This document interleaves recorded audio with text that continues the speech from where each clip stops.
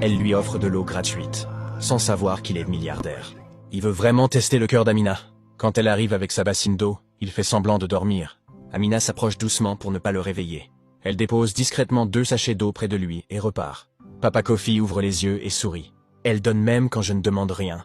Mais le vrai test arrive 3 jours plus tard. Ce jour-là, Papa Kofi laisse, accidentellement, tomber une grosse enveloppe près de son fauteuil. À l'intérieur, 50 000 francs en liquide. De quoi changer la vie d'Amina pour plusieurs mois. Amina arrive, fatiguée, transpirant sous le soleil.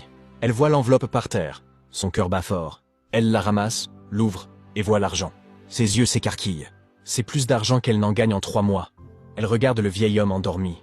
Et sans hésiter, elle secoue doucement son épaule. « Grand-père, grand-père, réveillez-vous !» Papa Kofi ouvre lentement les yeux, faisant semblant d'être confus.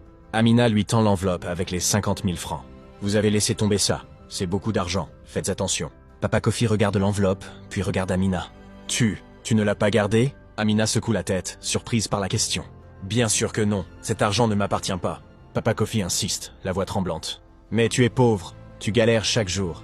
Personne ne t'aurait vu. » Les larmes montent aux yeux d'Amina. « Grand-père, je suis pauvre, mais je ne suis pas voleuse. Ma mère m'a abandonnée quand j'étais bébé. Je ne sais pas qui elle était. Mais je sais une chose. Je ne veux jamais devenir quelqu'un qui profite de la misère des autres. L'argent volé ne nourrit jamais vraiment. » À ces mots, Papa Kofi ne peut plus se retenir. Les larmes coulent sur son visage ridé. Il tend la main et touche doucement le visage d'Amina. « Tu as le même cœur qu'elle !» Amina le regarde, confuse. « Le même cœur que qui, grand-père ?» Papa Kofi ne répond pas. Il sort son téléphone et compose un numéro. 20 minutes plus tard, une voiture de luxe noire arrive. Un homme en costume sort avec une enveloppe brune. Amina recule, inquiète. « Qu'est-ce qui se passe ?» Papa Kofi ouvre l'enveloppe et en sort 2 photos. La première, une jeune femme magnifique, prise il y a 25 ans. La deuxième, un bébé retrouvé devant un orphelinat il y a 22 ans. Il tend les photos à Amina, la voix brisée. C'était ma fille unique. Elle s'appelait Mariama.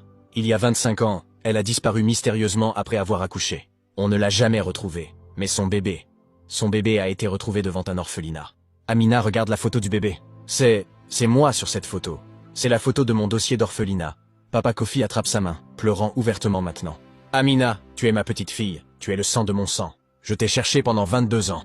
Amina reste figée, sous le choc, les larmes coulant silencieusement.